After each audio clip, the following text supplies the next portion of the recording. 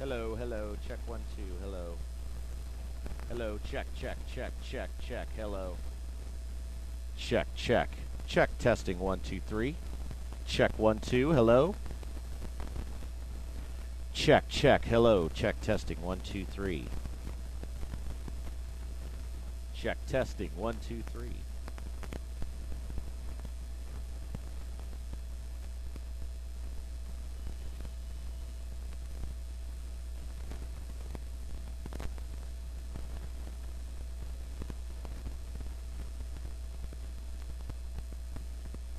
Hello, hello. Check 1 2 3, hello. Check testing 1 2.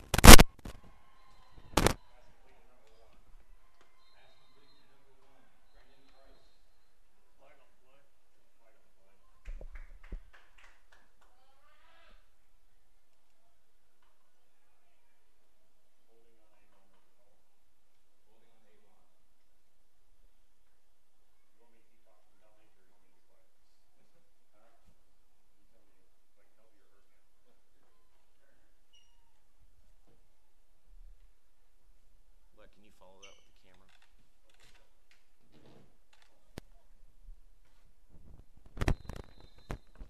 Okay, Leck. You should be good to go now. Okay, do you want to have I'll explain it to you later. Okay. Okay. All right. Hopefully the audio is down pass that was negated by a penalty, so hopefully everything will be okay the rest of the way. So anyway, starting off the game in shotgun here, we have Cale Payne playing quarterback for the Orioles. And he dodges a sack. He's got some room to run. Takes it past the 50, 45, 40, 35. So a nice keeper there by Cale Payne. And he went a long way toward getting the first down.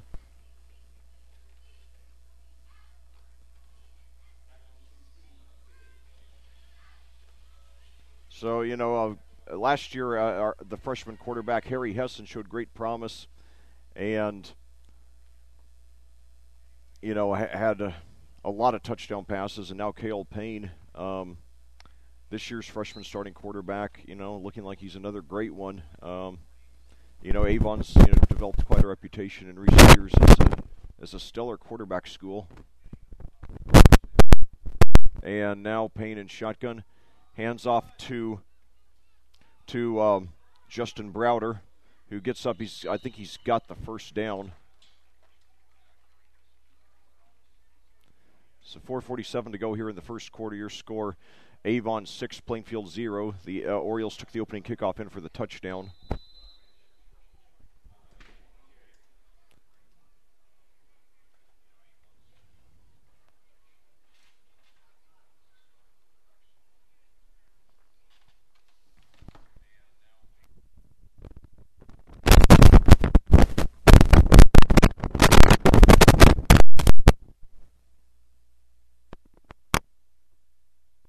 So now they line up. Let's see, we've got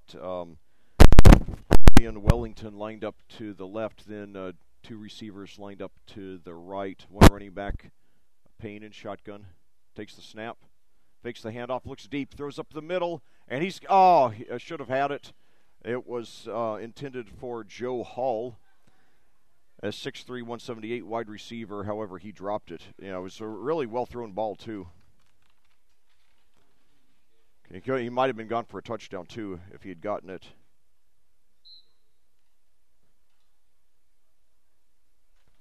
Nevertheless, excellent start to this game for your Orioles.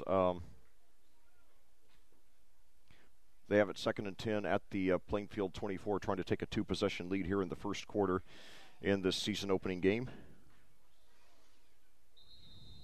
Once again, Avon won the won the varsity game last night 44-13. And the Orioles take an early timeout here with 3:59 to go in the first quarter. So it's just a moment here. You're good to go. Just make sure that camera follows the game, and then you have your ads. Oh, yeah. Okay, all right, you're good to go. Yeah. All right. That's good. Just save it and load it when you're done. Okay. All right. Thanks a lot. And just a moment here.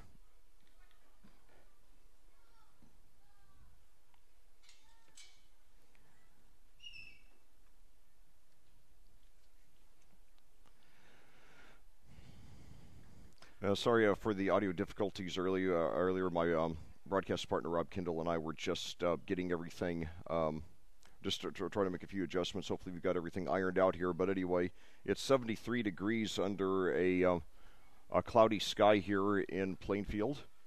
And, most of the schools here on audiosportsonline.com, only have us broadcast their varsity games. So I think it's great that both Plainfield and Avon have us do their freshman and JV games too. It's great to give the young kids who are building their way, who are working their way up the ladder, that kind of attention. And now we got a movement at the line here and a flag. But I think a lot of times the JV teams just don't get enough attention, and often the fans don't even pay enough attention. So we certainly are glad to give the fans this look into the future of the program, and let the kids, JV kids, know that we're paying attention to them, and that we appreciate their work and dedication to these programs, and look forward to seeing them on the varsity in a year or two.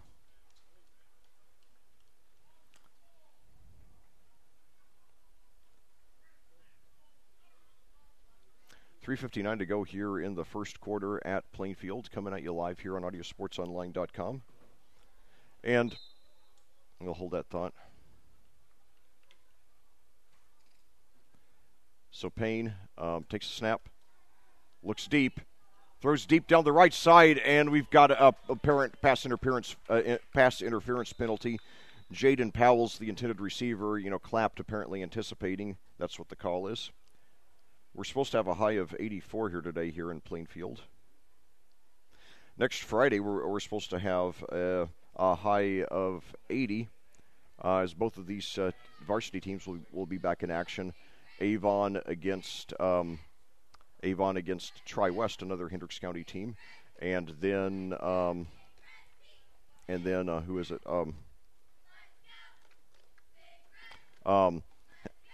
Plainfield against Tri-West, and then Avon against the Ben Davis Giants, a team that usually does live up to their name. And in fact, then the next day we'll be having Ben Davis versus Avon with the freshman game here on audiosportsonline.com. I'll be bringing you that one. And now Payne throws into the end zone. Did he get it? No, incomplete.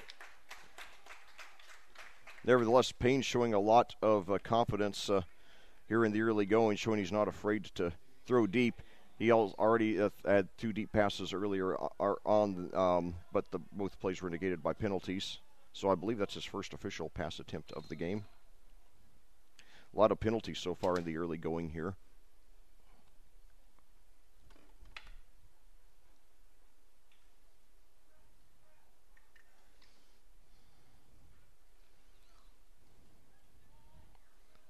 So now, Payne in shotgun. Hands off. And he's got some room over on the left side. He could take it all the way. Yes, he will. Touchdown there by Justin Browder. 15 yards. So it's an early two touchdown lead for the Orioles. Again, the varsity team won last night, 44-13 over Plainfield.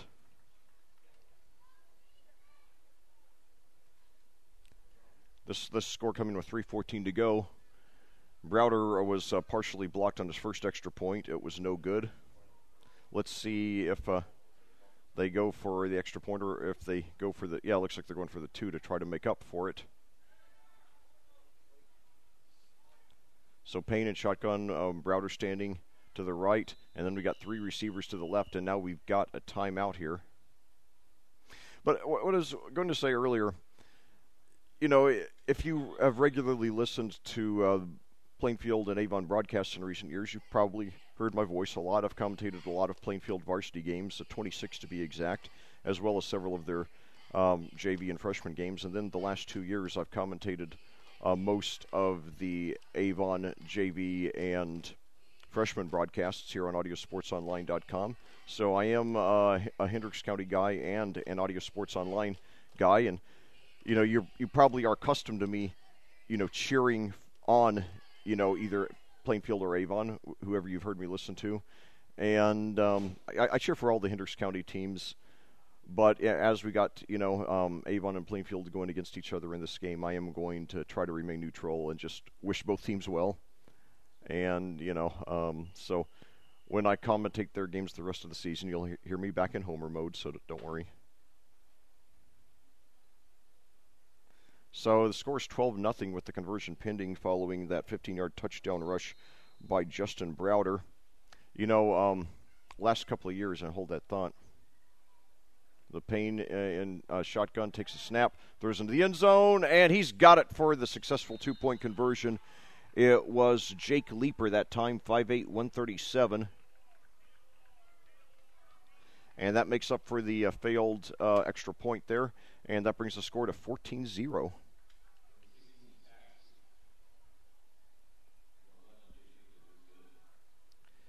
Well, I'll tell you, it's great to be here, as always, at Plainfield. This is one of my homes away from home. Avon being another, and Cascade being another. So it's great to have so many homes here in Hendricks County, one of the fastest growing communities here in my home state of Indiana, a county that takes its high school sports very seriously. And I was really sad to learn that this is the last meeting. Hold that thought. And it's a squib kick. And it's nearly lost, but the Quakers fall on it at the 35. So now they're starting off in a 14-point hole here.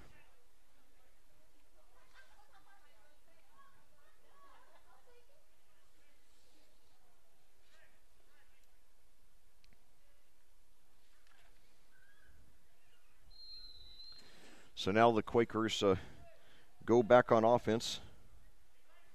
3 and out their first possession. Got to do better than that this time. Already down by 14. 3 receivers to the right, 1 to the left, 1 running back. And now a quarterback keeper, he takes it around the right side and takes it all the way over to the far right side of the field. Picks up maybe 2. That's Logan Waugh there, his second keeper.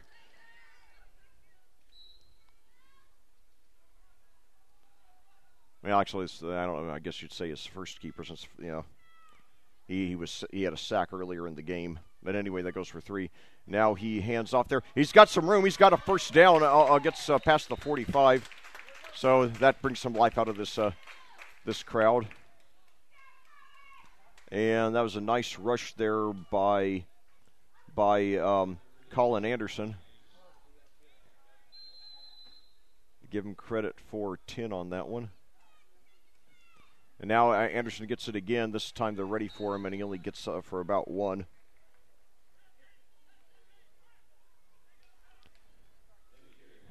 Yeah, they give him credit for 1, bringing up 2nd and 9 at the Plainfield 48.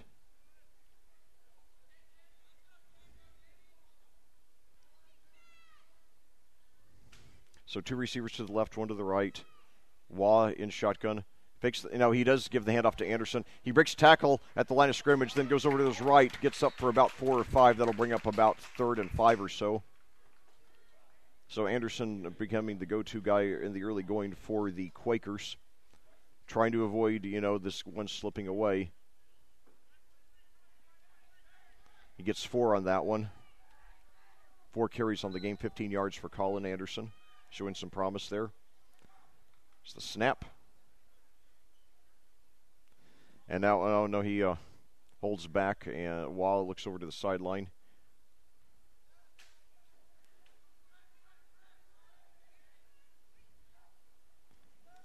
rolls over to his left. He's got a man open, but I think his arm was hit, or maybe the pass was partially deflected, but it just didn't come off his hands the right way, and it falls to the ground incomplete.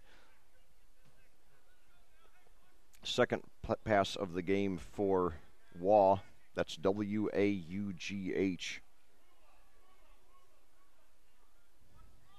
4th and 5, the Quakers are going for it. So now 2 receivers to each side. Empty backfield now. Now we've got Isaac Martins shifting to the right. So 3 receivers to the right now. Waugh in shotgun. Big 4th and 5 here. And the Quakers take a timeout with 1:33 to go here in the first quarter. I'll tell you, last night I commentated, it was my 70th varsity game, and I commentated one of the biggest thrillers that I have ever commentated in my entire career. Danville visited Cascade. The Warriors, coming off consecutive sectional championships, won the regional last year, opened this season ranked number 6th in Class 3A. Granted, they were hit hard by graduation, but they also, have a lot of pieces to rebuild around. And then Cascade coming off 4 consecutive losing seasons, 3-7 last year, with the only 3 wins generally coming against not very good teams. And yet the Cadets managed to pull it off, with 3 lead changes in the last 5 minutes of the game. And after Danville went ahead 21-20 with 1:04 to go, I was thinking, well, it was a great effort by the Cadets. But even with no timeouts left, they drove 67 yards for the game-winning touchdown with 3 seconds left on a sensational pass from the sophomore combination of Dylan Kottkamp to A.J. Sanders. And I lost both about 80% of my voice and my mind calling that game. Oh my God, that was quite a dramatic showdown. But yeah, Cascade looks like they've turned the corner finally in football. And they were the only team, by the way, that did not open the season getting votes in any of the only Hendricks County team that did not get any preseason votes, by the way. And now the pass is incomplete.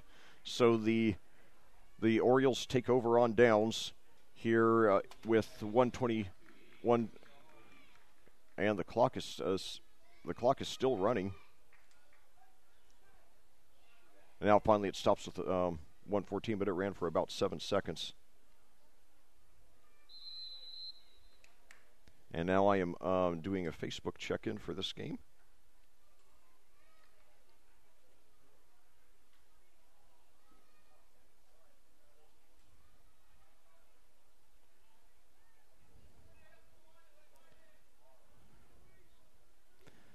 So now Orioles go back on offense. Payne, a high snap. He gets a handoff there, however, and he takes it around the right side. He's inside the 40, inside the 35, dodges around inside the 30. Some nice footwork there by Jake Leeper on his first rush of the game. So he picked up about 23, but it's coming back because of a holding penalty.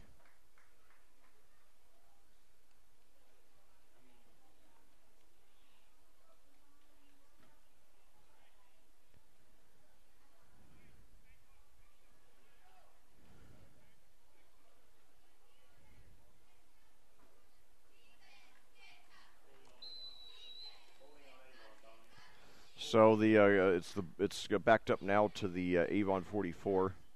40 seconds to go now and counting here in the first quarter.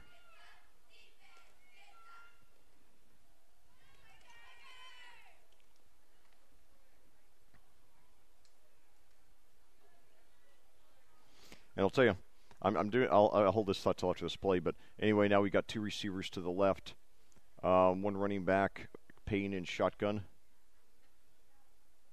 Takes a snap, fakes the handoff. Now he gives the handoff over to McCray. And now he breaks the tackle. He's got some room on the right side, and he's going all the way for the touchdown.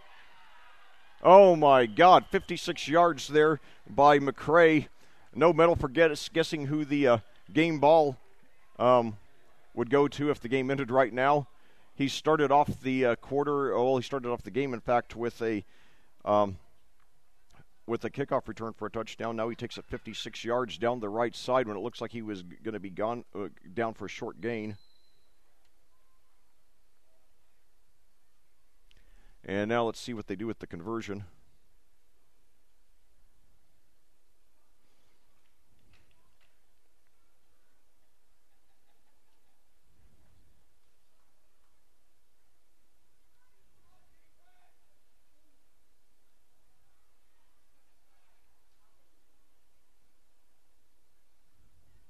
And now a handoff there to McCray. Why not? However, they stop him.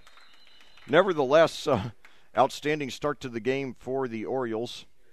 They lead Plainfield 20-0 here on audiosportsonline.com. This is the debut freshman broadcast for both of these two schools this season.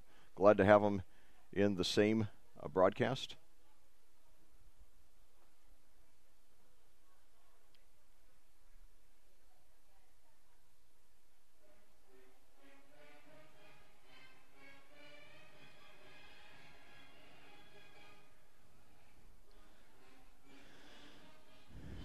So anyway, let's see here.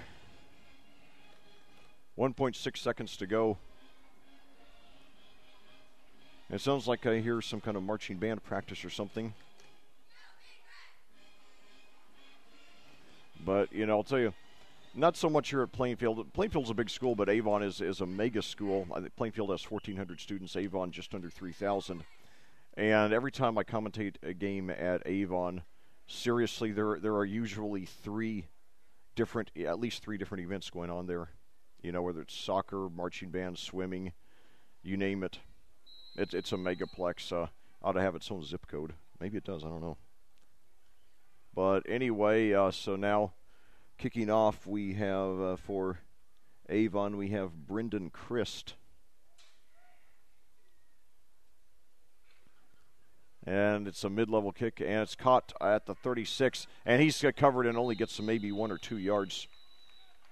So, and that brings us to the end of the first quarter here. So, a very dominating start for your Orioles. They take firm control of this game with a 20-0 lead over Plainfield with 3 touchdowns, 2 of them coming in particularly spectacular fashion. And I'll tell you, I love that you know we're commentating 2 audio sports online schools together, but the only thing is that the ads are going to get a little crowded, so you have to bear with me and hear about twice as many ads as you normally hear. So hope you'll bear with it, but definitely it's going to try my voice, which is already pretty tired from that showdown between Cascade and Danville last night.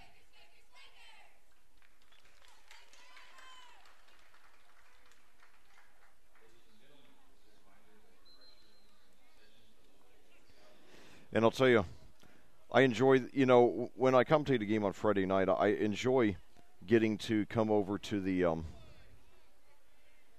I enjoy that I don't have to wait till the next Friday most times to, hold that thought.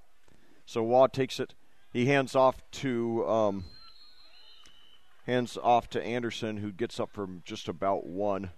8:51 to go and counting here in the second quarter. They play 9-minute quarters here in freshman football. Actually, they're marking him down, looks like, for no gain. And now Anderson, Anderson does get it again, but again, he's stuffed right around the line of scrimmage. Might have gotten just a yard.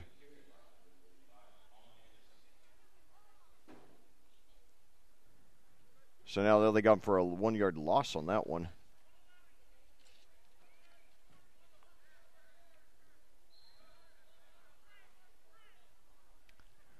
It's 3rd and 11. Plainfield really needs to get adventurous. So now Waugh rolls to his left, fakes a pass, and he's brought down for a sack. So Murphy's Law sitting in for the Quakers here early in the second quarter. They trailed 20-0, and now things going from bad to worse, as Logan Waugh brought down for a 7-yard loss there.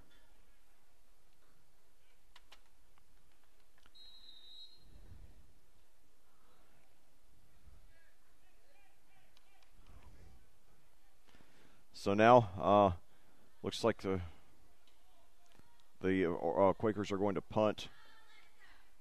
4 on the shot clock. They better hurry. They get the punt away. It bounces at the bounces just inside Oriole territory. It's down at the 44. So a net punt of just about 26, 27 yards.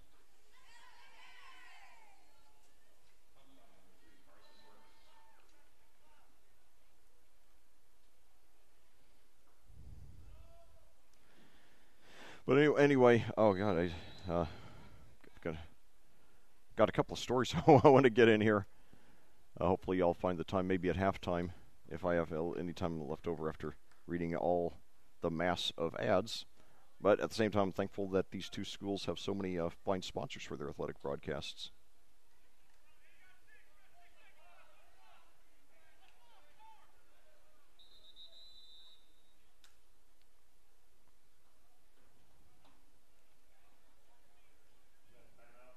And now we've got a timeout with 6:52 to go here in the first half. Avon firmly in control of this game, leading 20-0. Okay, I'm going to try to get these stories in now. I like the, now that I'm doing all these freshman and JV games, most of the time when I commentate on Friday, I don't have the agony of having to wait another week to commentate again. So I like just getting to go home and sleep for hopefully 8 hours, usually not that much, but try to sleep at least 8 hours and then get out to the Saturday morning games.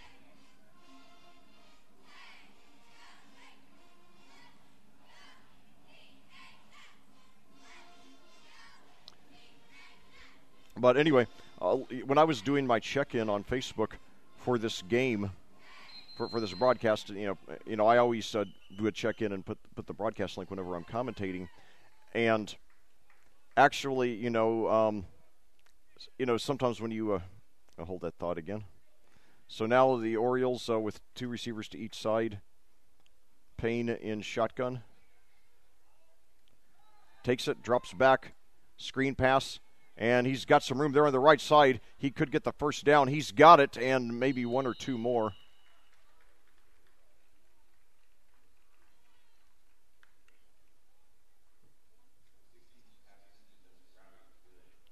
So there's a screen pass to Browder that goes for it goes for 11 yards there.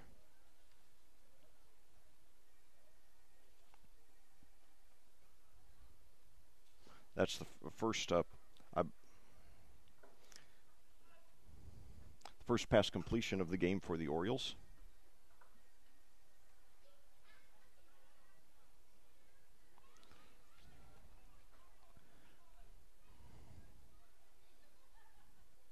Browder also had that touchdown in the rushing touchdown. Now, let's see. He's got some room on the left side. Breaks a couple of tackles, and he's going all the way for the touchdown. Oh, my God.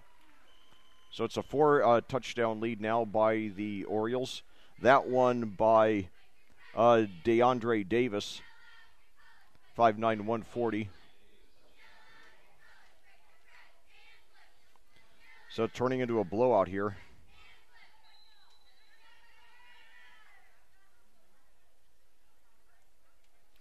Coming with 6:09 to go here in the first half.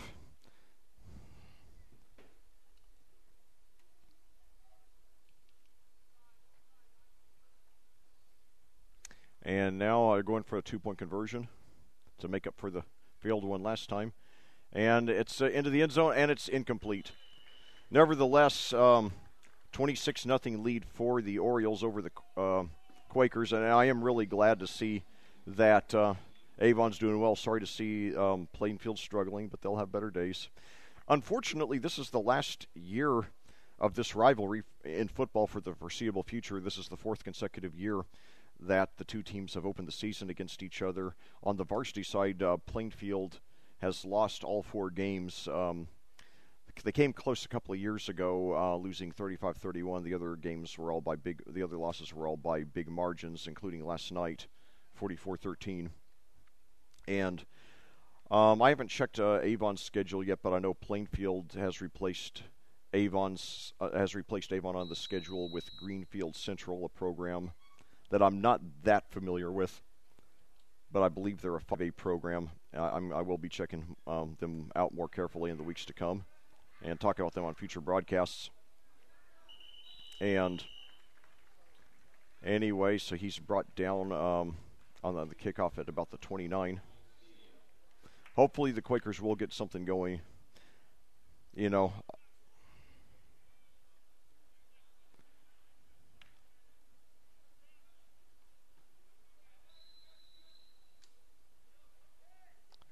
first and 10 at the 29 for the Quakers to start off. A very aggressive formation. 4 wide receivers out there, 3 to the left, 1 to the right. Now fakes the handoff, throws it complete, and he's got something on the right side, almost up for the first down. That was Hunter Barnes there on the reception. Second completion of the game. Both completions have gone for 9.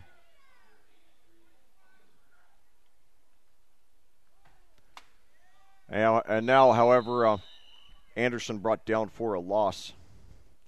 5:18 to go and counting.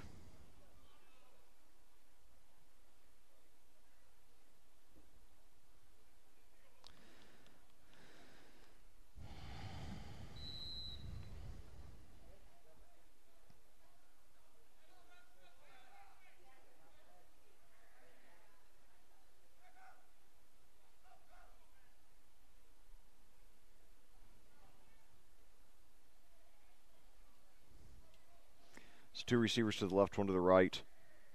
3rd and 5 for the Orioles. And now it's an interception, and he could go. Yes, it's going to be returned for a touchdown. Oh no, from a Plainfield standpoint. That was Ben Alvarez there. So that'll make it 32-0 with the conversion pending. Any conversion point will make it a 5-possession lead for the Quakers, for the Orioles, excuse me. That one coming with 4:34 to go.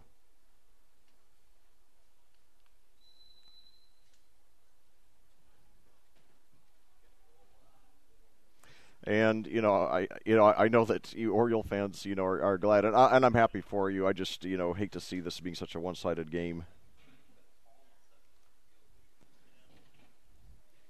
I feel bad for the Quakers.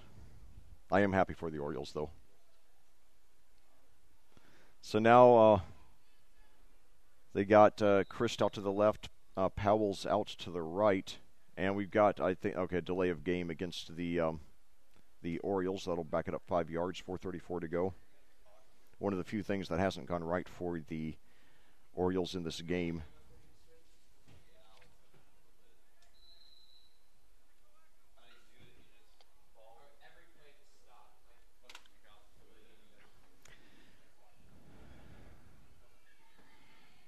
So now fakes the handoff. Payne got plenty of time. He rolls to his right, tries to find a man open, and it's incomplete.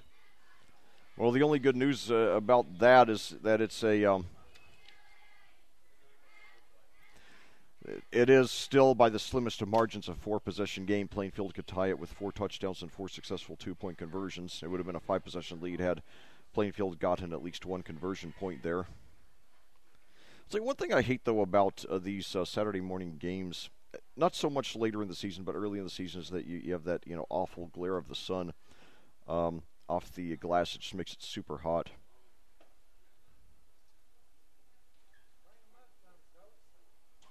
Though they'll tell you that the one I remember really badly was, I think it was the Mooresville versus Plainfield JV game last year that I commentated with Marcus Fredwell here on AudioSportsOnline.com. So now it's a kickoff, fielded at the 24, brought up to the 25, and now it brought down to about the 27. Great aggressive tackle there by DeAndre Davis, who also had a 45-yard touchdown rush earlier. One of the many highlights for the Orioles in this game.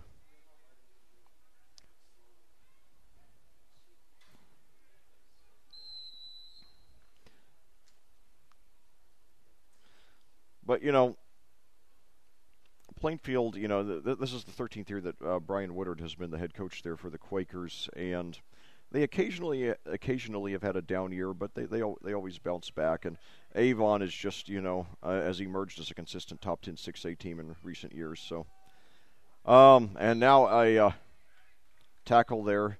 Anderson dropped again for what I believe is a short loss.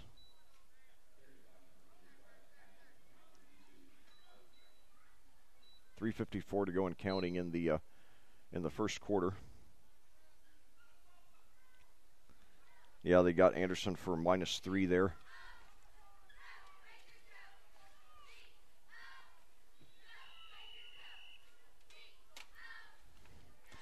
And now we got a whistle here.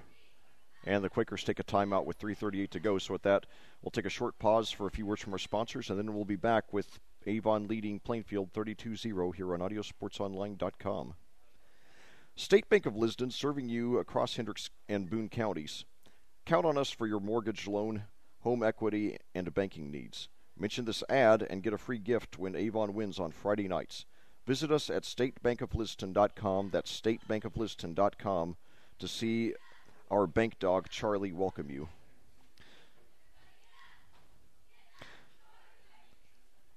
Well, back here at Plainfield, it's been a very one-sided game so far in this freshman football matchup between the Avon Orioles and the Plainfield Quakers, two of our beloved Audio Sports Online programs. So now two receivers to the left for Plainfield as we go back in motion here. Payne in shotgun. Fakes the handoff. He's got a wide open room on the right side, and he's knocked out a bounce around the 32. So a decent pickup there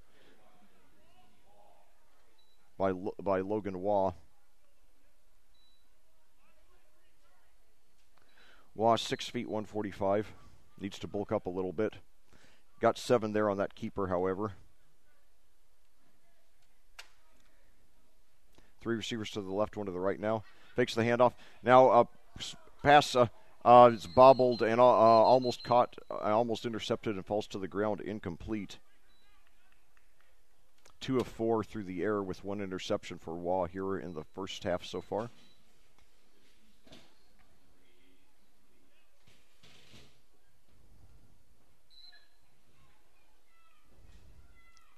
Fourth and 6. And it looks like the Quakers will punt again. Bounces at the 46, takes a decent Plainfield bounce, and it's down at about the Avon 38. 3:17 to go here now.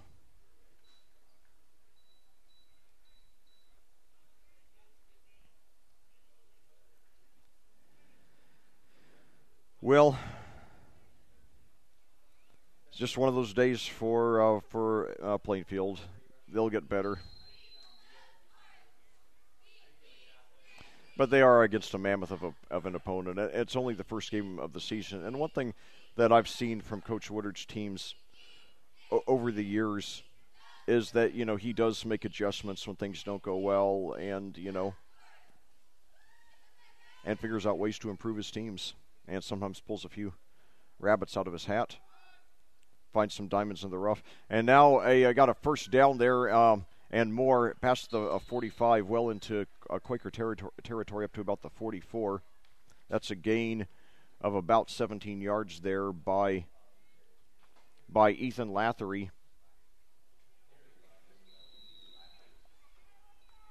They give him credit for 17 on that one. That's his first carry of the game.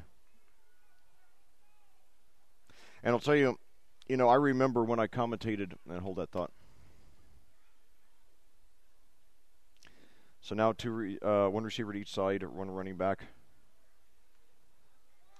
Now a handoff again to Lathery. He's almost tackled at the line of scrimmage, which finds some room on the left. He's up to the 35-30 and dives up to about the 28. So that's another gain of about 17 yards. And, 2 years ago when I commentated the Avon freshman games and last year the JV games, the go-to back was Jarrett Stephen.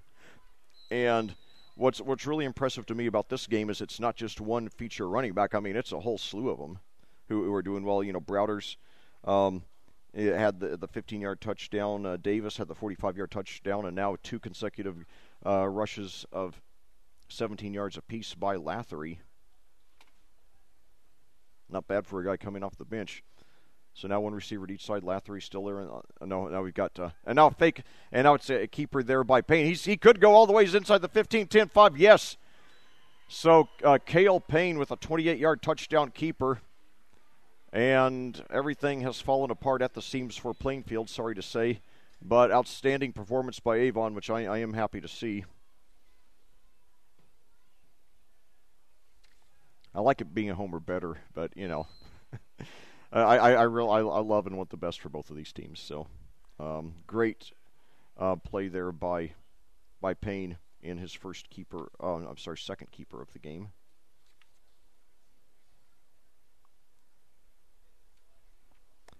So now 39-0 with the conversion pending.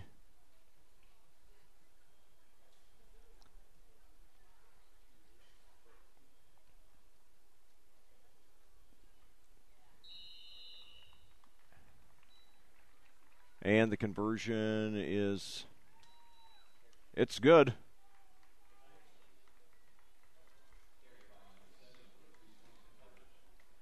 That was a Browder on the 2-point conversion. So 40-0 now your score.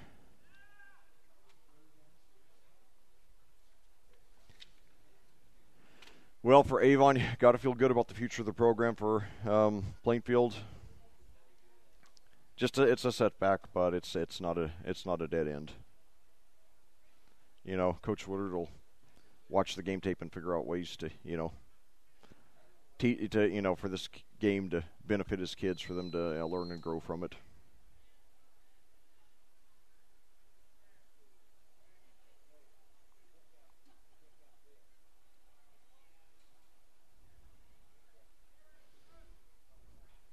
So now the kickoff. And it's a very short kick. Oh, and the Orioles got it. They caught the Quakers asleep. You know, it's Avon,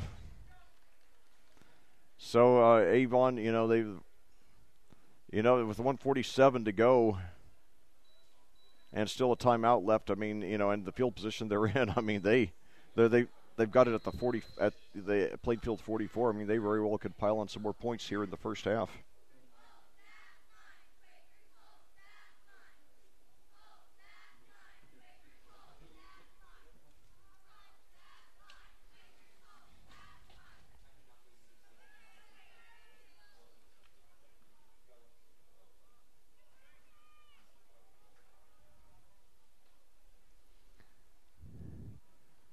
And now a handoff. He's up for about 7 or 8 yards.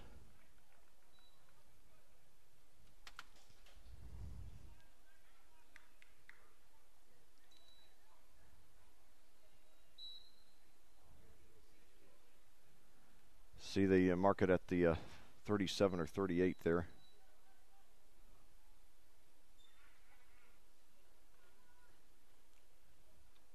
I believe that was Browder there on the carry. So now one receiver to each side, one running back. 45 seconds to go and counting in the half.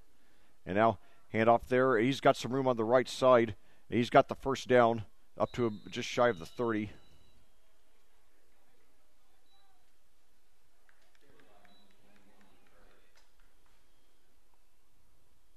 That was McCray there. Had the 2 touchdowns in the first quarter.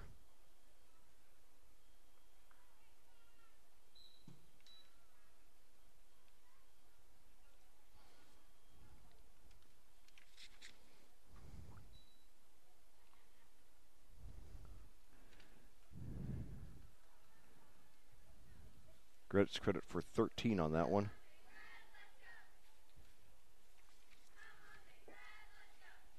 So now a handoff there, and he's got some room over on the left side up to the 25, 20, and inside the 18. That was McCray again.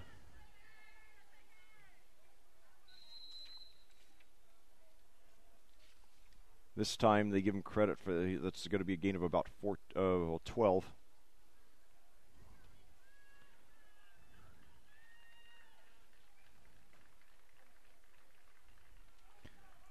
And they let the clock run out. They certainly they had a timeout left. Not sure why they did that after they just had gone for and recovered an onside kick. But nevertheless, Avon on their way to an easy victory today over the Plainfield Quakers by a score of 40-0 here at the half. And we will be back after these words from our sponsors on audiosportsonline.com.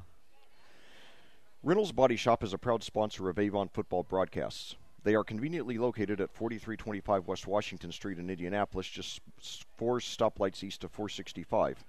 Their phone number is 317-243-2372. That's 317-243-2372. And they're open Monday through Friday from 7:30 a.m. to 5 p.m. Reynolds has been family-owned and operated for 30 years, specializing in collision repair. Reynolds Body Shop is also an insurance work specialist. Learn more about them on the web at reynoldsbodyshop.com. McNamara Florist has been Indy's hometown florist since 1954, providing home, business, hospital, and funeral home deliveries of outstanding fresh arrangements and plants throughout the greater Indianapolis area, including Avon. McNamara Florist is famous for its unique floral designs for all occasions that help its clients express their emotions through flowers and floral giftware. Visit any of McNamara Florist's 7 convenient locations for outstanding personal service and floral design, or to select from the renowned home decor merchandise, including stunning Christmas classics. Also, think of McNamara Florist to provide your floral needs for weddings, home parties, or corporate functions. Contact a sales representative for McNamara Florist at 317-579-7900. That's 317-579-7900. Or visit their website at McNamaraFlorist.com. That's McNamaraFlorist.com. Avon has a rich wrestling tradition. Red Cobra Wrestling is proud to be a part of that. Red Cobra Wrestling offers training sessions run by nationally known coach Chad Red. Red Cobra Wrestling is located at 9223 East Highway 36 in Avon, across the street from Walmart and behind sidelines in the Red Brick Building. Red Cobra Wrestling offers sessions for all ages, including 3rd grade and under and 4th grade and up. Learn more about prices, class schedules, and information at redcobrawrestlingacademy.com. That's redcobrawrestlingacademy.com.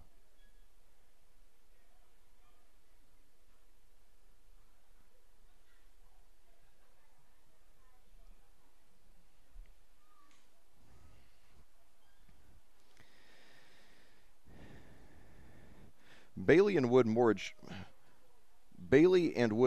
Lender is Indiana's hometown mortgage lender. They are locally owned and operated with 9 central Indiana locations. From purchase to refinances to rehab and cash, they do it all. Call them 24/7 at 855-350-HOME. That's 855-350-HOME, HOME. Or check them out on the web at bawfg.com. That's bawfg.com. J.D. Brins of Caliber Home Loans is a proud supporter of Plainfield football. They offer many types of home loans, including conventional, FHA, VA, USDA, and more. Caliber keeps and services nearly all of its own loans and was the #1 mortgage lender nationally in 2017 as ranked by Scotsman Guide. Learn more today at caliberhomeloans.com /JPBrins, BRENS. That's caliberhomeloans.com/JPBRENS, JPBRENS, or call 317-414-2743. That's 317-414-2743. Larry Good Homes has been family-owned since 1972. Larry Good Homes is a custom home builder in Hendricks County and surrounding counties.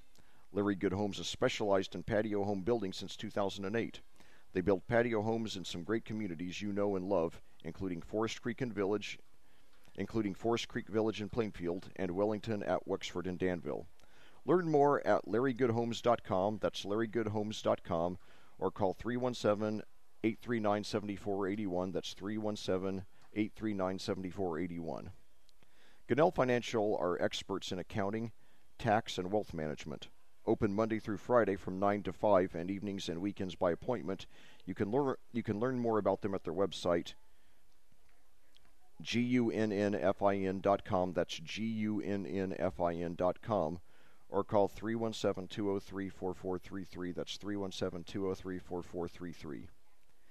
Indy Home Experts is a top-producing Plainfield real estate team that loves helping their clients buy, sell, and invest in real estate.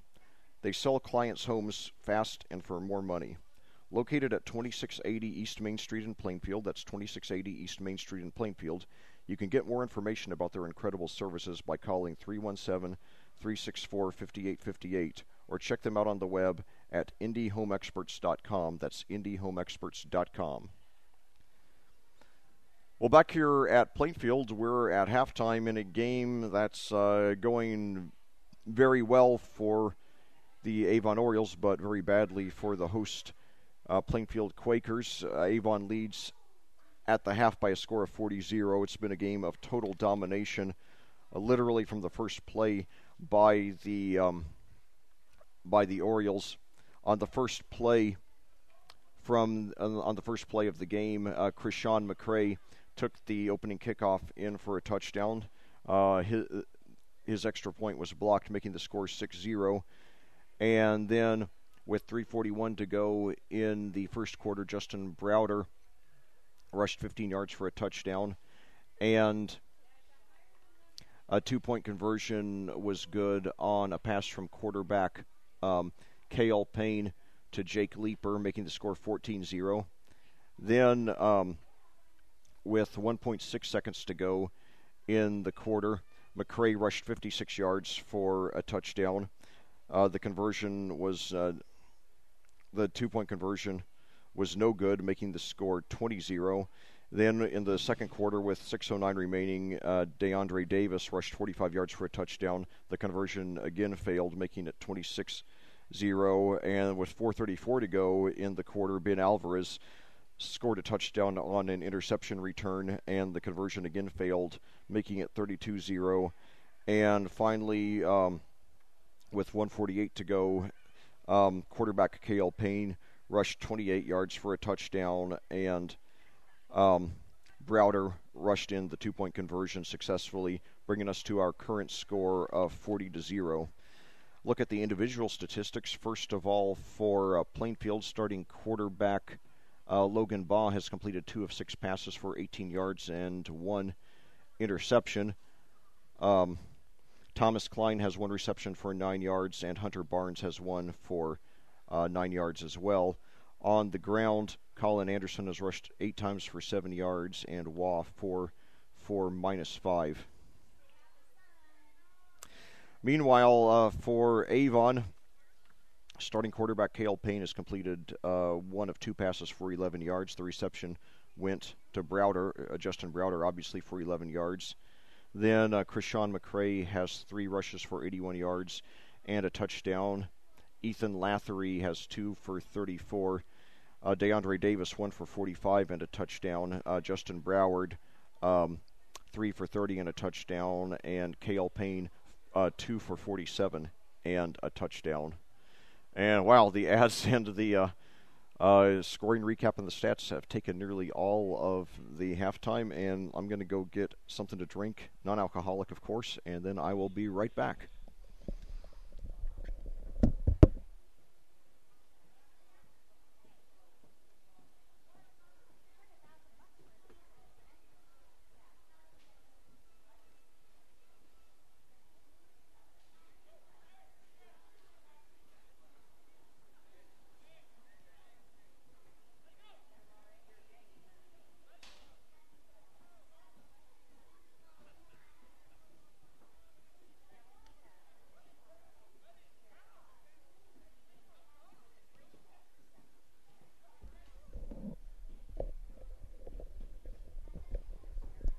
All right, they had 1 Pepsi left in the cooler.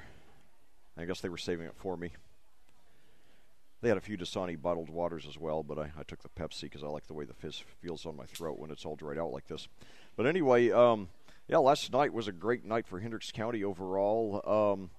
In the 2 games that did not involve a Hendricks County team, Cascade pulled off one of the biggest upsets in school history, beating the 6th-ranked team in Class 3A, Danville, by a score of 28-21, coming back from behind twice in the last 5 minutes, including a 16-yard touchdown pass from from Dylan Kotkamp to A.J. Sanders with 3 seconds left. And then in addition, in the other intra-county game, like I mentioned earlier, Avon beat Plainfield 44-13. Then, in addition to that, Brownsburg got a big win down at Bloomington South, the 9th-ranked team in Class 5A. Brownsburg, by the way, I forgot to mention, ranked 8th in Class 6A. Brownsburg won the game on the road by a score of 44-13. Ironically, also the score of the Avon Plainfield varsity game.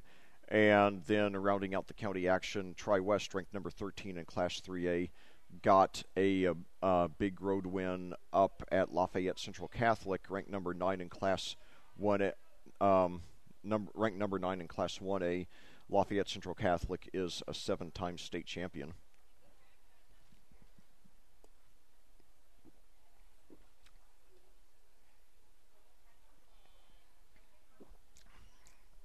So now it's time for the second half here. And, you know, I thought for a long time, if I were a coach, and, you know, a coach, you know, in halftime with my team on the losing end like this, you know, like really getting beaten very badly.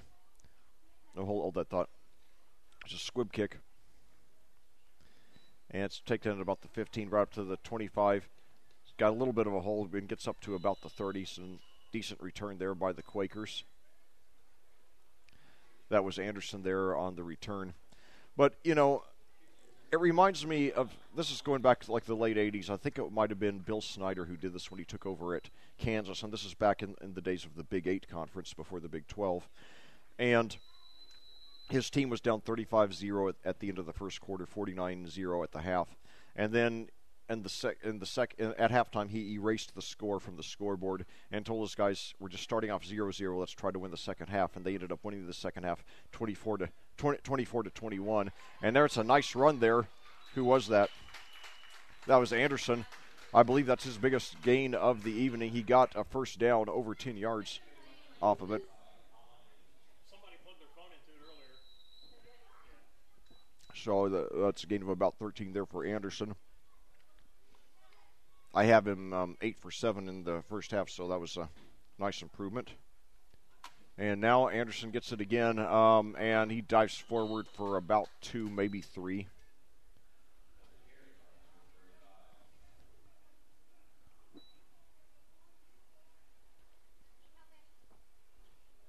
.809 to go and counting here in the second half. But yeah, it's and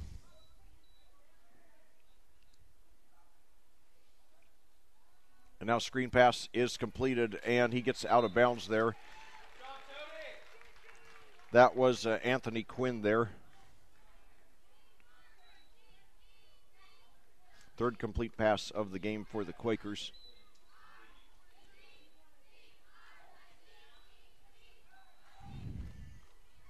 Give him credit for 5 on that one. And now we got a whistle here. But yeah, I think that's what I would have done if I were the, you know, Quakers head coach. Just tell them, let's just try to win the second half. And it's a penalty against Avon. And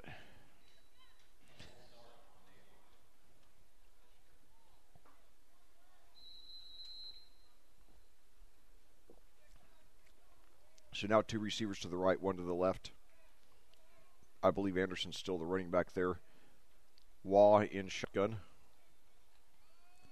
And he gives it to, that was to Carson Works for his first carry of the game. Only the third different Quaker to rush in this game after Waugh and Anderson.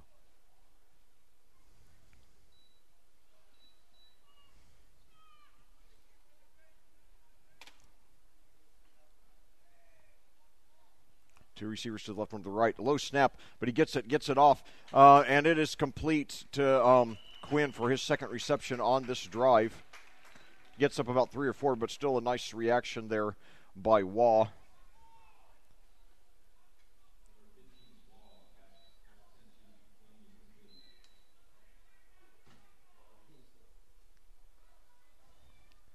Give him credit for 4 on that one. And now a handoff there. Almost brought down around the line of scrimmage. Then it weaves over to his left and gets a couple of yards out of it, but he's still short of the first. that works there. I think he's going to get credit for 2. It's going to bring up 4th and short. I assume the Quakers will go for it. They are well into... yeah, they give him credit for 2. He got 2 on his first as well. So 4th and 2 now at the 36, at the Avon 36. Quakers are going for it. Nothing to lose at this point, trailing 40-0 here early in the second half. And now it's a keeper, but he's brought down for a loss. They were right all over him. So the Quakers have their best drive of the day, but they still end up turning it over on downs with 7:03 to go here in the third quarter at Plainfield. That'll go down as a 4-yard loss for Waugh. And I'll tell you, I happen to be a film actor in addition to being a sports commentator. A very odd combination, of course, but I like oddities. But the point is, one thing I've learned from being an actor is that sometimes you got to figure out what sounds the most natural coming from your voice. Hold on. And now handoff there, and he's got some room on the right side. He's up for about 7 yards there. That was Justin Browder there. He had 3 for 30 there in the first half, including a touchdown, and he gets 6 there. But some things are very hard to say. And I've applied that to my commentator career. Like, for example, early in my commentator career, when somebody had his longest gain of the game, I would say it's his longest gain of the game, but I would screw it up so badly, so I started getting the habit of saying the longest gain of the evening. And I'll continue the story just a moment.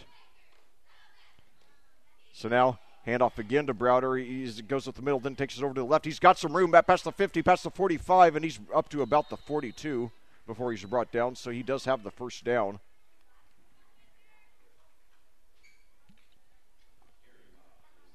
And so 15 yards there by Browder. Now the sun got behind a cloud, thankfully. That feels a lot better now. But I'll tell you,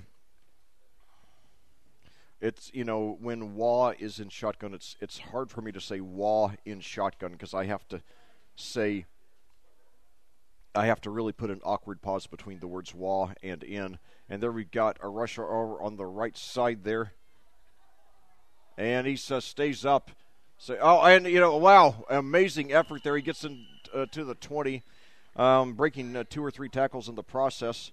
That was Jake Leeper there. Scored on a 2-point conversion earlier in the game. And he picks up almost 30 yards there.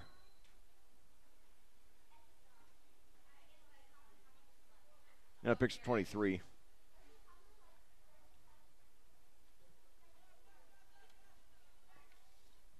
His first rush of the game. So now, handoff there, but this time the Quakers are right on top of him, and Browder is brought down for a big loss, about 7 yards. So that's one of the few good defensive plays all game for the Quakers, coming with 5:12 to go here in the third quarter. Season opening freshman game.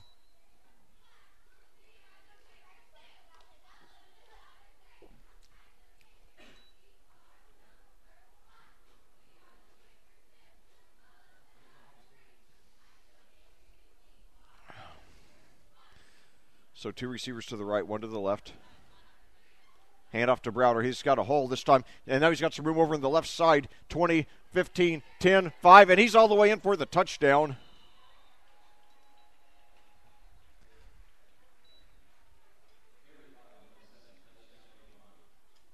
So Browder more than making up for that loss in the previous play.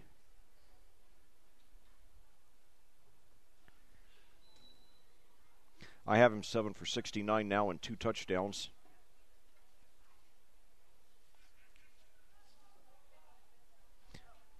First points of the third quarter.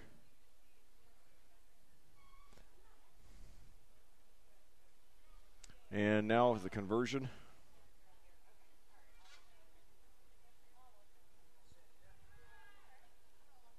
And And 2-point conversion is good.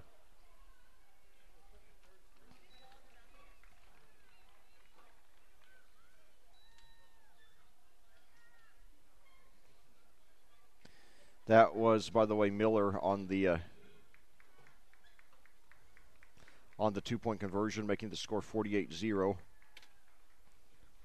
with 4:51 to go. And, but getting back to what I would have told the Quakers at the second half about just trying to win the second half. In a situation like that, when, you have no realistic chance to win the game, you still have to try to make something positive out of it. Use it as a chance to develop your kids.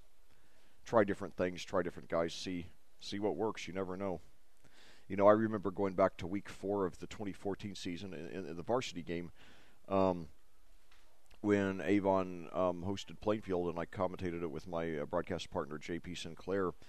And it was a game where Plainfield was severely banged up. They had lost their starting, their top running back from the previous season, Jacob Maple, in the first game. Then they lost John Finch, their leading rusher on the season up to that point on the first play from scrimmage in the Mooresville game in week 3. And then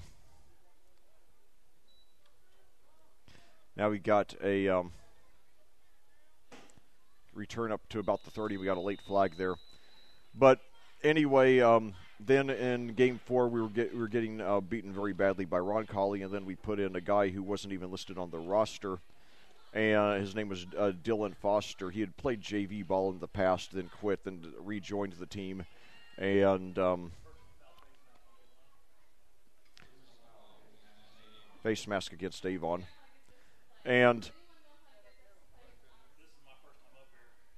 I don't know.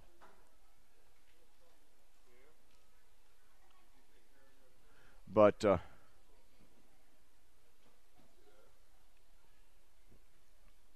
4:44 to play here in the third quarter.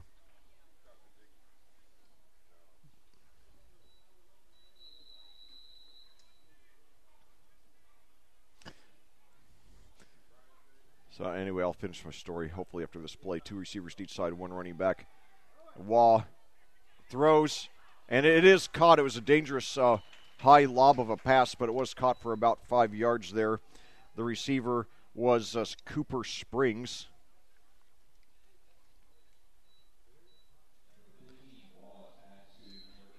It's going to be good for 4 yards. He's the 4th different Quaker to catch a pass in this game. 2nd and 6 now at the 46. And this time it's another loss. They got Anderson for a loss of several yards.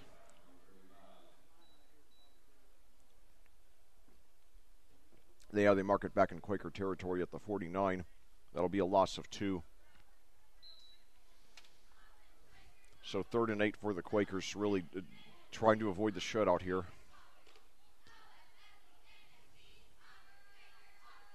And now screen pass to Anderson, and he breaks a tackle. He's got some room. And now he's going to go a long way past the 30 up to about the 29.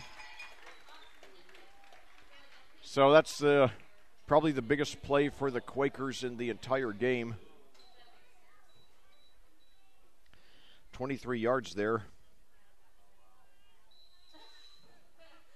That was Anderson's first reception after 11 rushes. And now we got a flag before the snap there. 3:20 to go here in the in the third quarter. But anyway, in this game when Plainfield was losing badly to Roncalli, Dylan Foster came in. He ended up going 10 for 57 in the game, and really provided, he got the crowd into it, provided some spark, and he ended up having a great season. And then I believe he rushed for 1,000 yards the next year as a senior. And now a screen pass completed, and it's got the first down there. So Avon's starting to get a little something going here. And that was once again Quinn with his third reception of the first reception of the half, a third reception of the half of the quarter.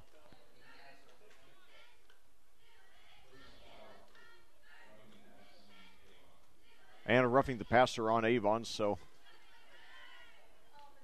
There will be more yards added to. I believe that's half the distance to the goal.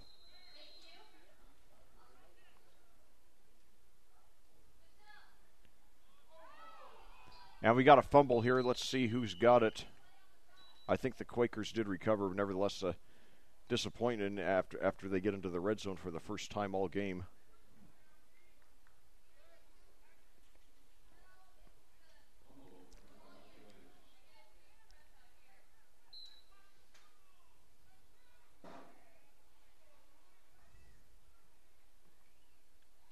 And now he got a screen pass in there. He's down to. Did he get it? Did he break the plane?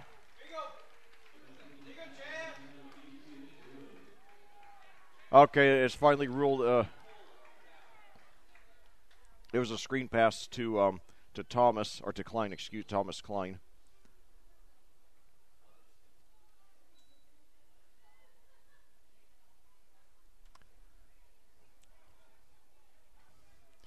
So now, for the 3rd and goal at the 1. Anderson gets it. He goes for the end zone. Did he cross the plane? It's a rugby-style scene there at the goal line. No signal yet. The clock's still ticking with 1:42. Yeah, they stopped him short. So 4th and goal at the 1.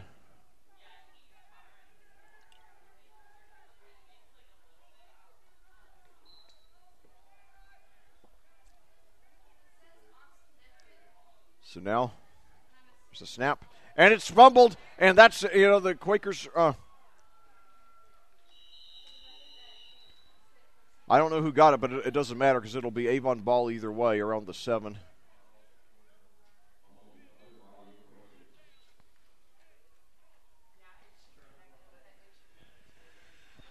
So the Quakers drive all the way down to the Avon 1, but they still leave the field scoreless on the game. 48-0 your score, 1:15 to go here in the 3rd quarter.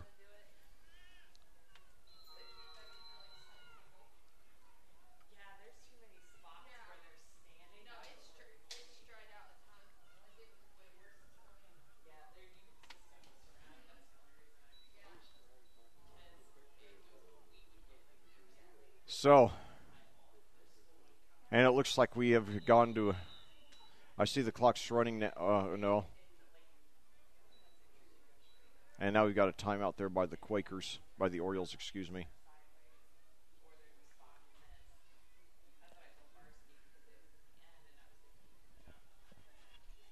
Well,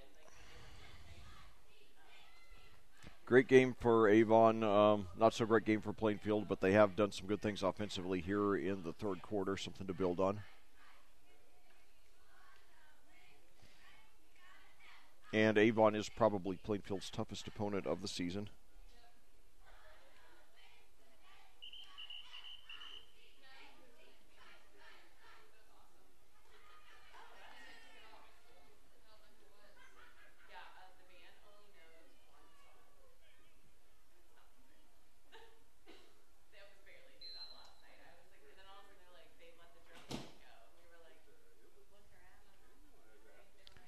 And now got a run there by McCray again.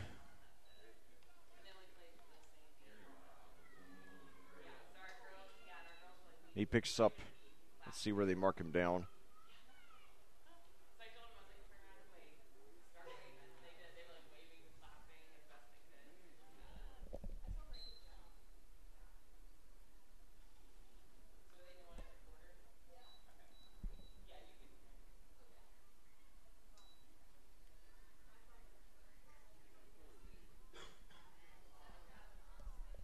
So 2nd and 8.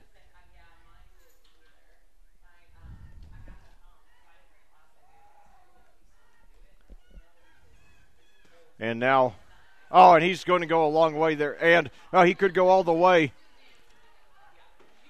Yes. He might get knocked out of bounds there on the 10, but yeah, wow. That's going to be a pickup of about 80 yards there by McCray. He had 2 on the previous play.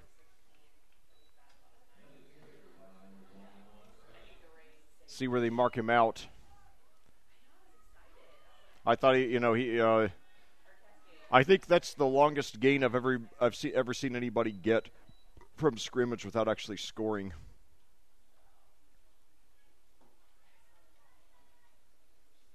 Didn't get quite as good a spot as I thought.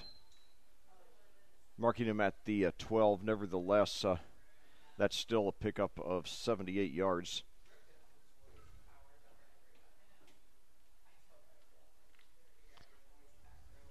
Five for 161 by McCray.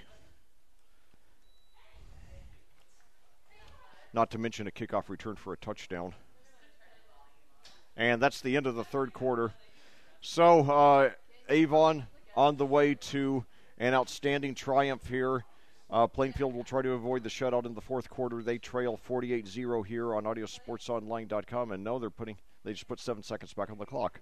So sorry about that. The quarter's not over after all. So 3 receivers to the left, 1 to the right. And now a fumble on the snap. And he does recover, and that will run out the clock. That was Colin Hargis on his first carry of the game, by the way. But anyway, after 3 quarters of play here at Plainfield, your score, Plainfield 48, Avon 0. We'll be back with the conclusion of this game after these words from our sponsors on audiosportsonline.com.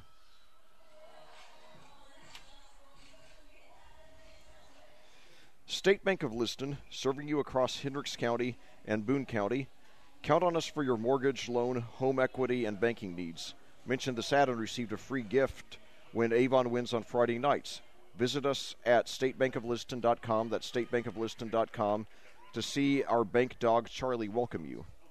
McNamara Florist has been Indy's hometown florist since 1954, providing home, business, hospital, and funeral home deliveries of outstanding fresh arrangements and plants throughout the greater Indianapolis area, including Avon. McNamara Florist is famous for its unique floral designs for all occasions that help its clients express their emotions through flowers and floral giftware. Visit any of McNamara Florist's 7 convenient locations for outstanding personal service and floral design, or to select from the renowned home decor merchandise, including stunning Christmas classics. Also, think of McNamara Florist to provide your floral needs for weddings, home parties, or corporate functions. Contact a sales representative for McNamara Florist at 317-579-7900. That's 317-579-7900. Or visit their website at McNamaraFlorist.com.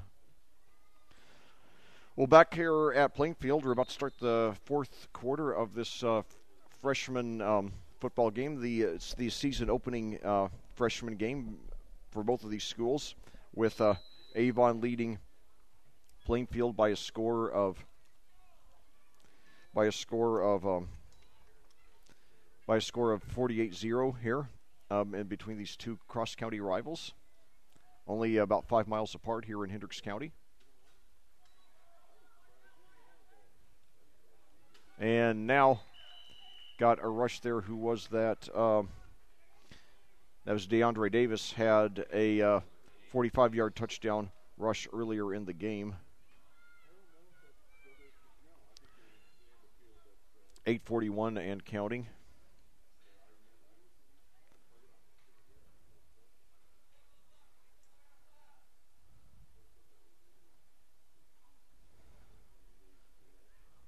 Looks like he stopped there for no gain.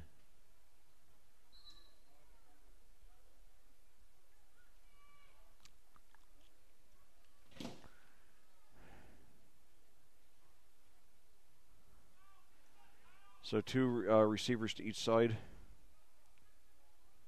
Hargis, the running back. Payne and shotgun. Payne and shotgun. And now Hargis is brought down for a loss. One of the few tackles for loss by Plainfield all game long. And that'll bring up 4th down. I believe the Orioles are going to go for it. So Avon's been stopped dead in its tracks since that sensational 78-yard rush there by McCray late in the third quarter.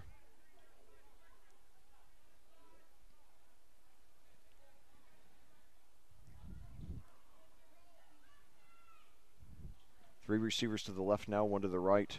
Hargis still in there at running back. Payne in shotgun. Takes the snap and the play is whistle dead with 7 and the clock. So maybe we're going to a running clock here. No, the clock stops with 7:10.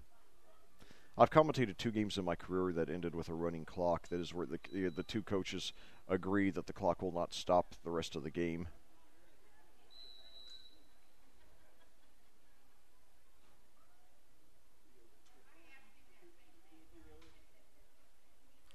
So now, handoff there, and he's up the middle, and he's gains. He's got something here. He gets down up to about the 5, so that was a nice effort there by Hudson Miller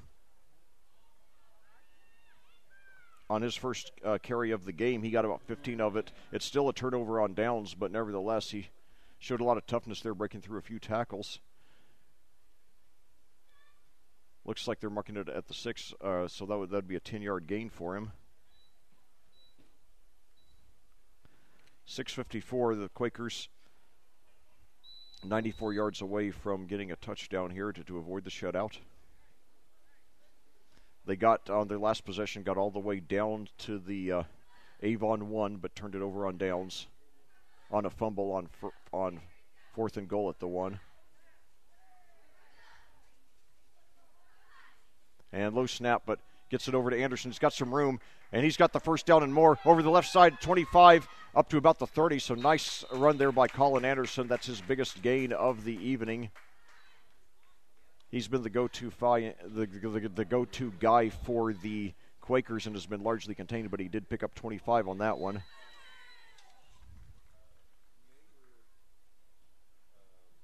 By my count, that's his 13th carry of the game. 1 receiver to each side, Anderson the running back, and Waugh in shotgun. So I have to have that pause. Otherwise, if I say Waugh in shotgun, it's too hard to understand.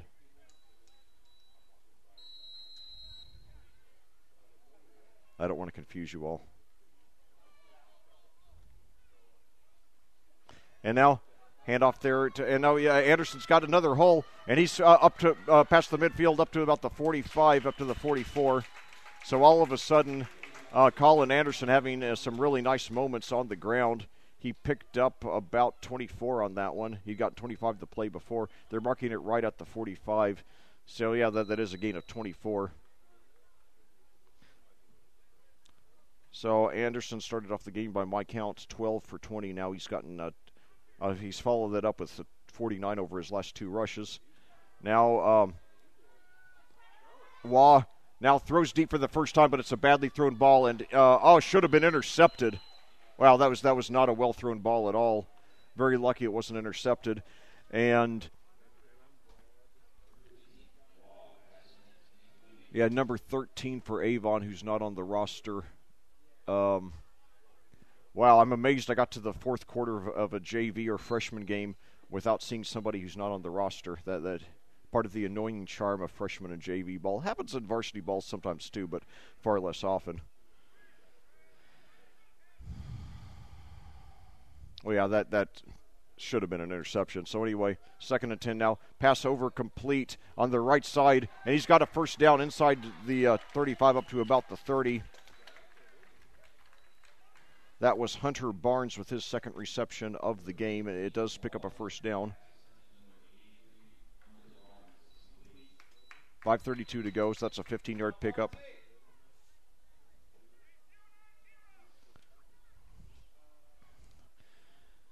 Avon, Plainfield has done some good things here in the second half on offense. It hasn't shown up on the scoreboard yet. Hopefully they'll get a score here. So now a handoff, however, to Works, and he's brought down for a loss. 5:07 to go. Quakers do have all 3 timeouts. Loss of 3 there by Works.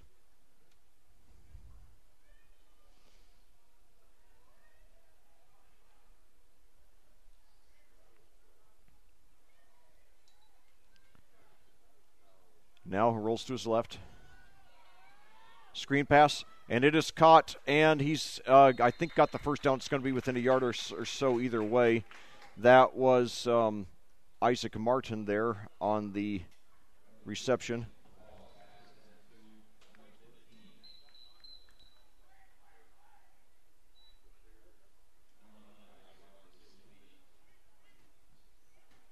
Okay, they're marking it just short. Pickup of 12. And now handoff to Anderson. He's brought down for a loss, so it's going to be 4th down. The ball came out, but he was already down. 4:20 to go here in the game. Avon 48, Plainfield 0. The Quakers trying to avoid a shutout.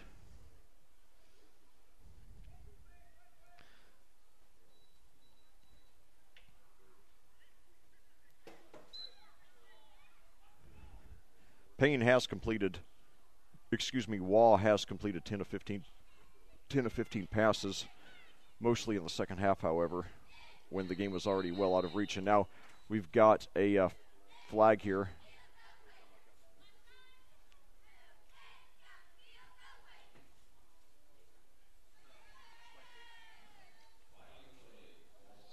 False start against Plainfield. So the Quakers now in serious danger. Now it goes from 4th and 4 to 4th and 9. So the Quakers in serious danger of getting shut out with 3:49 to go and counting here in the game.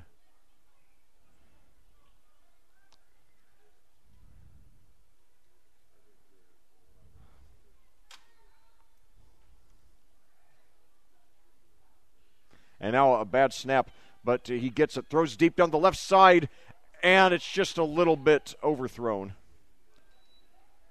So the Orioles take over on downs, 3:29 to go, and very well could be that the Quakers don't get the ball the rest of the game, and that Avon will preserve the shutout, but we will see.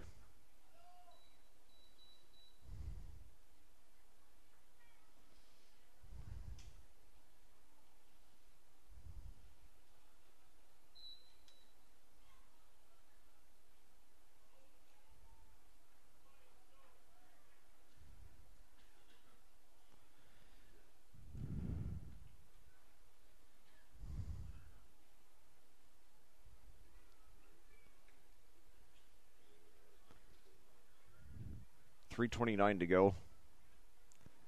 The Orioles take over. 2 receivers to each side. And now we've got a delay of game penalty.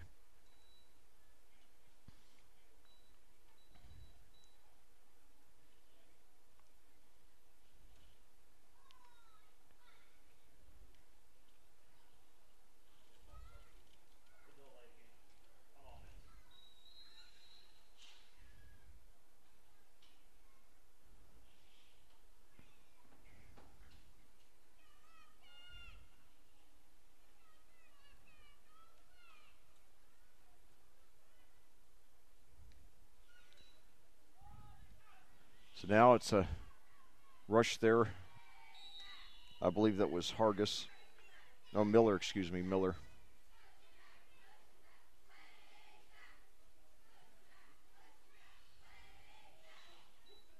.312 to go. So Miller with 8 there.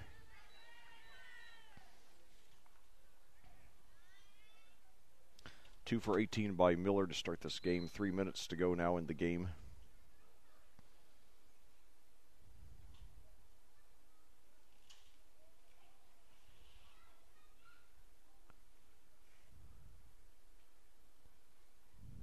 Now fakes the handoff, and Payne takes it around the right side. He's knocked out of bounds after a pickup of about 7 or 8.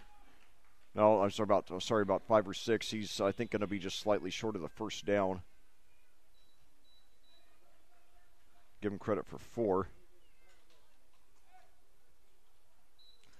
Third keeper by Payne of the game. He actually had a 28-yard touchdown rush there in the first half.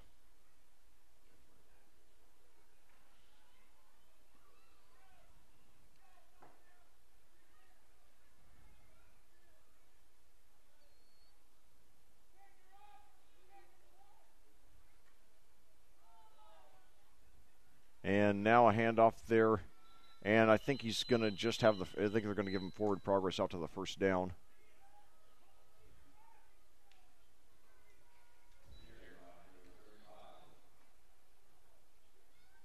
Yeah, that was Hargis again.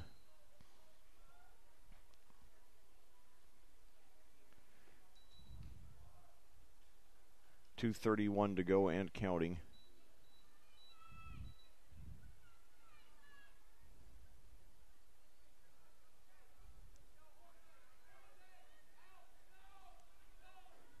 2:18 to go now. Two receivers to the left, one to the right. Hargis, the running back. Payne, hands off to Hargis. And he's brought down for a slight loss. 2:06 to go now.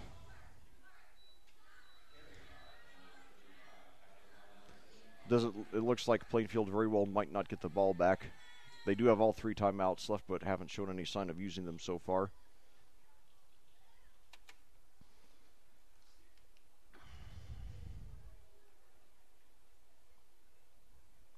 Two receivers to each side.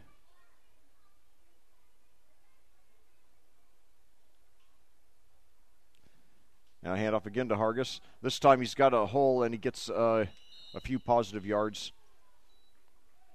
And that'll bring up 3rd and about 10 with 1:25 to go. I think they're going to mark it. Give him credit for 2 there. Yeah, 2. 1:15 to go now.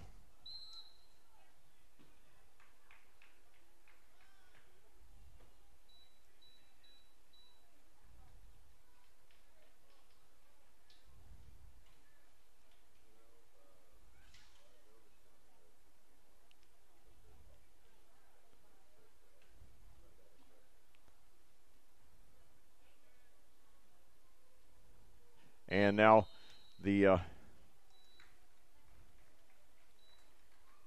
now we got a kneel down there by Payne. I'm not sure if they'll have to run another play or not. It is 4th and 9.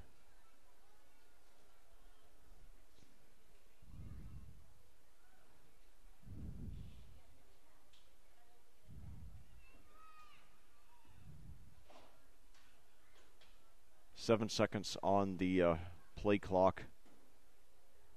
And he takes it and he kneels. So there will be a change of possession. So Payne ends the drive with 2 kneel downs. So Plainfield will get the ball back with 14.1 seconds to go. With all 3 timeouts. Don't know if they'll use them or not, but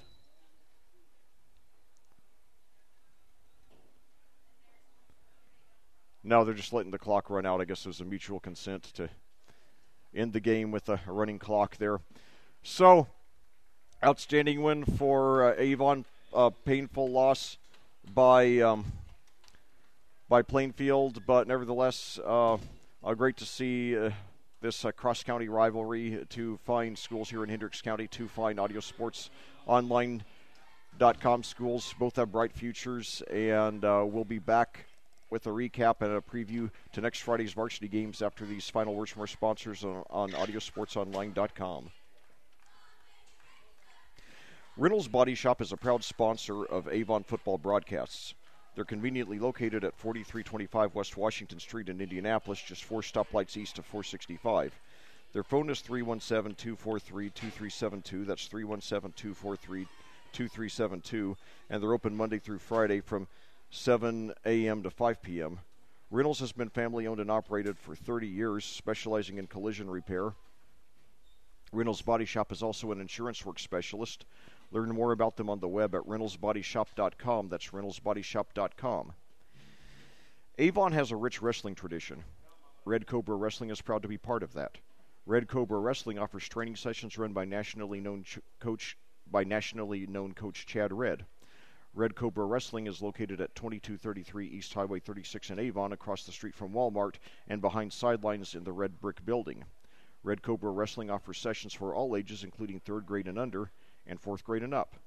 Learn more about prices, class schedules, and information at redcobrawrestlingacademy.com. Bailey & Wood Mortgage Lender is Indiana's hometown mortgage lender. They are locally owned and operated with 9 central Indiana locations, from purchase to refinances to rehab and cash. They do it all. Call them 24/7 at 855-350-HOME. That's 855-350-HOME. Or check them out on the web at bawfg.com. That's bawfg.com. J.P. Brins of Caliber Home Loans is a proud supporter of Plainfield football. They offer many types of home loans, including conventional, FHA, VA, USDA, and more. Caliber keeps and services nearly all of its own loans and was the #1 mortgage lender nationally in 2017 as ranked by Scotsman Guide. Learn more today at caliberhomeloans.com/jpbrins. That's caliberhomeloans.com/jpbrens. Or call 317-414-2743. That's 317-414-2743. Larry Good Homes has been family owned since 1972. Larry Good Homes is a custom home builder in Hendricks County and surrounding counties. Larry Good Homes has specialized in patio home building since 2008. They build patio homes in some great communities you know and love, including Forest Creek Village in Plainfield and Wellington, at Wexford and Danville. Learn more at LarryGoodHomes.com. That's LarryGoodHomes.com. Or call 317-839-7481. That's 317-839-7481. 317-839-7481. Gunnell Financial are experts in accounting, tax, and wealth management. Open Monday through Friday from 9 to 5 and evenings and weekends by appointment. You can learn more about them on their website. That's GUNNFIN.com. That's GUNNFIN.com. Or call 317-203-4433. That's 317-203-4433. Indy Home Experts is a top-producing Plainfield real estate team that loves helping their clients buy, sell, and invest in real estate. They sell their clients' homes fast and for more money. Located at 2680 East Main Street in Plainfield, that's 2680 East Main Street in Plainfield, you can get more information about their incredible services by calling 317-364-5858. That's 317-364-5858. Or check them out on the web at indyhomeexperts.com. That's indyhomeexperts.com. Well, back here at Plainfield for a final time tonight where the Avon Orioles have beaten the Plainfield Quakers in freshman football by a score of 48-0. It's a game in which Avon dominated from the first play of the game and just never looked back.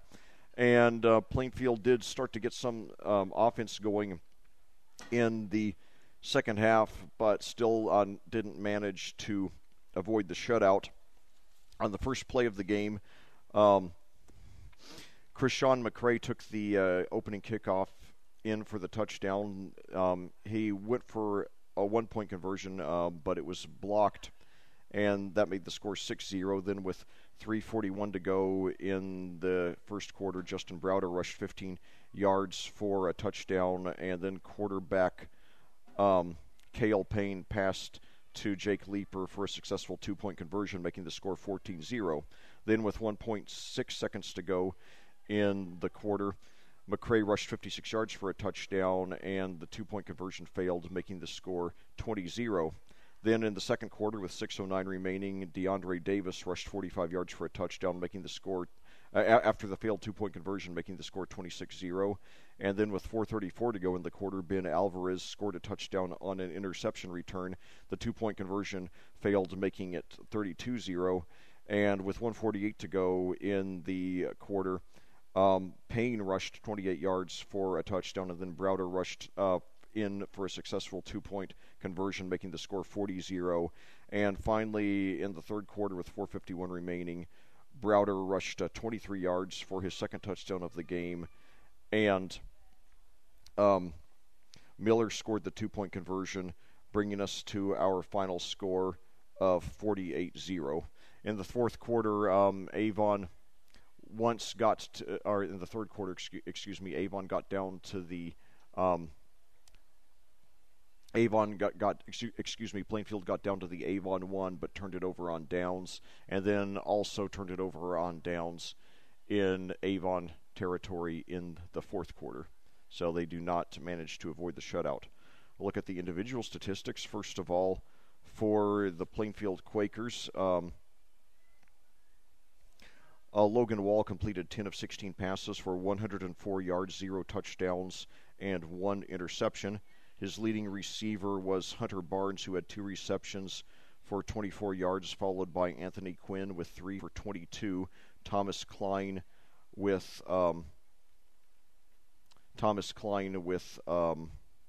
2 for 19. Colin Anderson with 1 for 24. 1 for 23. Anderson had 1 for 23. Isaac Martin had 1 for 22, and then Cooper Springs had 1 for 4. On the ground, Colin Anderson rushed 14 times for 69 yards. Carson Works 3 for 1, and Logan Waugh a 6 for -12. And then for Avon, starting quarterback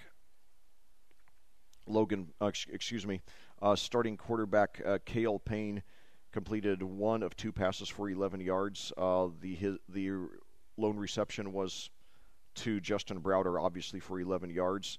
The Avon team got most of their yards on the ground, and they got a whole bunch of them, led by Krishawn McCray, who rushed 5 times for 161 yards and a touchdown, plus a 78-yard rush that did not result in a touchdown. And as if that weren't enough, he also took the opening kickoff in for a touchdown. In addition, Justin Broward rushed 7 times for 69 yards and 2 touchdowns. DeAndre Davis, 2 rushes for 45 yards and a touchdown. Cale Payne, 5 rushes for 49 yards and a touchdown. Jake Leeper, 1 for 23. And Colin Hargis had 5 for -2. So in conclusion, Avon is the number 4 team in Class in Class 6A, and obviously, they're a school that is with nearly 3,000 students, and very well coached by Mark Bless. They have a lot of guys on their JV and freshman teams who would be playing varsity ball at a whole lot of schools here in Indiana. And when I'm just awestruck when I commentate their JV and freshman games, and just can only imagine how good these kids are going to be when they get up to the varsity teams. And keep in mind that while I do a lot of the Avon freshman and JV broadcasts, most of my varsity broadcasts are Cascade, which is a 2A team. They have 39 players this year, so they have to use a lot of guys on both sides of the ball. They're a school of I think 480 students. I think Avon's 2,900. So it's just fascinating to see the depth of Avon, and they're one of the best run programs in the state, and they've made the semi-state 2 of the last 3 years, and I think that's just the beginning. They have one quarterback, Brandon Peters, at the University of Michigan. Then last year's senior starter, Cameron Meisner, now at the University of Indianapolis, an NCAA Division II school. And it's just a whole wealth of talent, and it's just great to see, that they've become such a vital force here in Hendricks County, and hopefully will win a state championship in the near future. As for Plainfield, a rough loss, but Coach Brian Woodard has done great work at Plainfield, especially considering what he's been up against. I don't know of any guy in Indiana high school football who's had worse luck than he has, combined with injuries, personnel problems, and bad tournament draws, and yet he's consistently won about 60% of his games throughout his career, even though Plainfield, even though they're a 5A team, usually plays one of the top 25 schedules in the state. So this game was a rough loss, but Plainfield's going to get a lot of great wins this season and beyond, and provide a bright future for Quakers football. And keep in mind, Avon's probably the toughest team that Plainfield is going to play all season.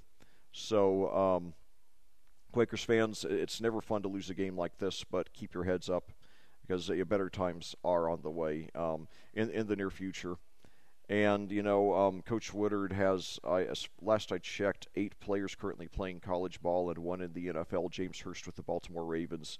He's one of the best developers of talent in the state. So he always, even when things look down, he always finds a few diamonds in the rough and, turns them into very effective players.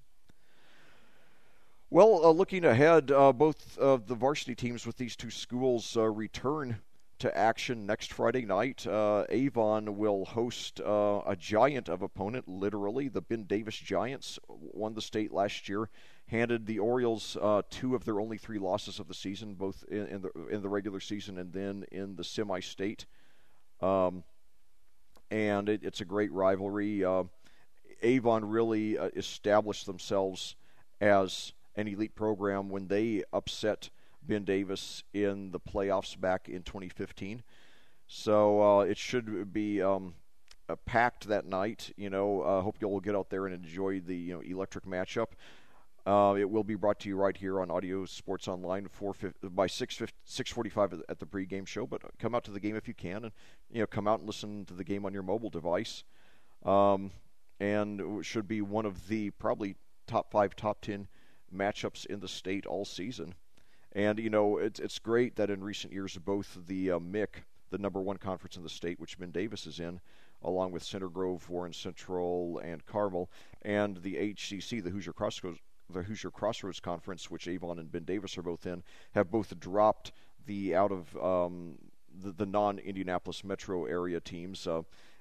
The MIC dropping Terre Haute North and South, and the Hoosier Crossroads Conference dropping the 3 Tippecanoe County teams, Lafayette Jeff, Lafayette McCutcheon, and Harrison.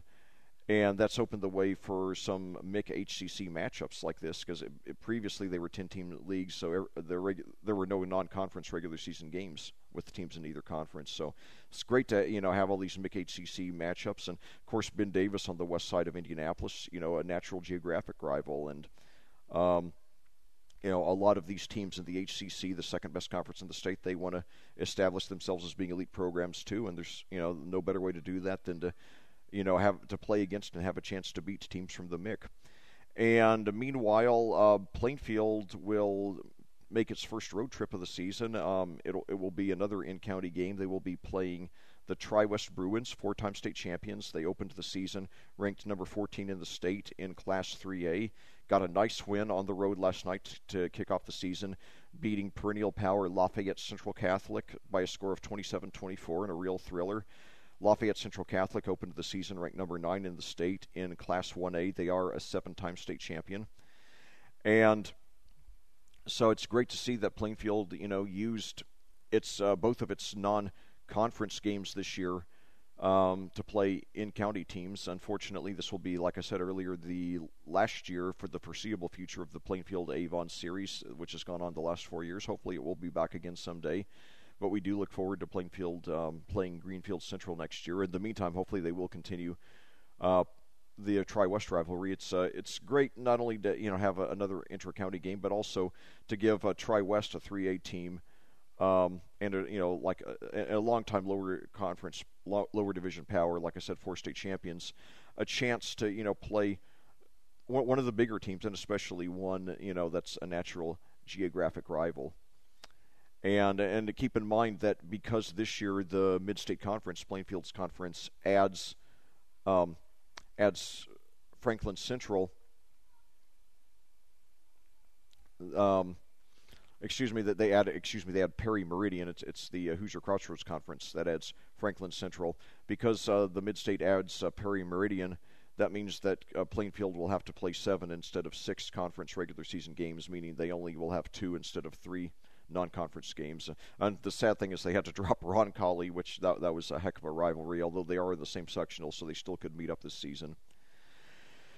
So, and that's, and I always cheer for Roncalli when they're not playing one of our schools, because, they've always treated me like their guest whenever I've commentated, one of their opponents. They're a great program that does things the right way. Well, thank you for joining us here for this season opening freshman broadcast. Your final score again, Avon 48, Plainfield 0, and outstanding game for the Orioles. Disappointing start for the Quakers, but they'll learn and grow from this, and they'll be back leaner and meaner with some great victories in the near future. This concludes our broadcast. As always, thank you so much for joining me, and I cordially invite you to tune in again next Friday at 6:45 right here on Audio Sports Online as the Avon Orioles host the frequent state champion Ben Davis Giants, and the Plainfield Quakers visit the four-time state champion Tri-West Bruins. And I will be joining you all later for most of the Plainfield and JV freshman broadcasts the rest of the season here on audiosportsonline.com, and also commentating the Plainfield varsity games in Week 3 right here against Mooresville, and then Week 9, the regular season finale, out at Martinsville. And as always, looking forward to bringing these exciting games to you. Until we meet again for audiosportsonline.com, this is Lex Zorn reminding you there is a difference only you can make.